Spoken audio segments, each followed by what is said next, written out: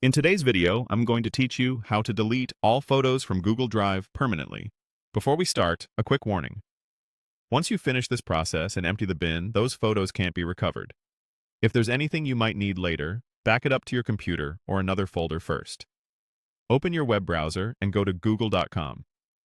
At the top right, click the grid icon, sometimes called Google Apps.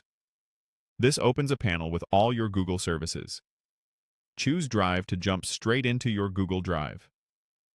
Once Drive is open, look near the top for the search bar. You'll see options to refine your results. Click where it says Type or Filter. From the drop-down, select Photos and Images. This narrows your view to just image files in your Drive, which makes cleaning them up much faster and avoids accidentally deleting documents or other files. With the photos filtered, it's time to select them. Hold down the Control key on your keyboard and click each photo to select multiple at once. If you're on a Mac, use the Command key. A couple of helpful tips. You can click the first photo, hold Shift, and click the last one in a row to select Arrange. And in many cases, pressing Ctrl+A or Command+A will select all filtered items at once. Look for a count at the top to confirm how many files are selected before you proceed. Now, move them to the trash by clicking the trash bin icon at the top.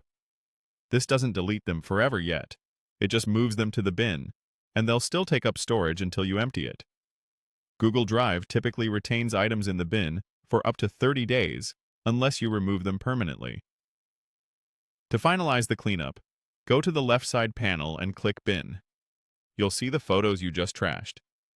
At the top right, click Empty Bin. A confirmation prompt will appear. Read it carefully. This is the point of no return. When you're sure, click Delete Forever to permanently erase the photos and immediately free up storage space. That's it. Your Google Drive photos are now gone for good. A couple of final notes. If you also use Google Photos, remember that Drive and Photos are separate. Deleting in Drive won't always affect your Google Photos library, unless the same files were stored in both places. If you're working in a shared drive, make sure you have the right permissions and that you're not removing files others still need. For the smoothest experience, perform these steps on a desktop browser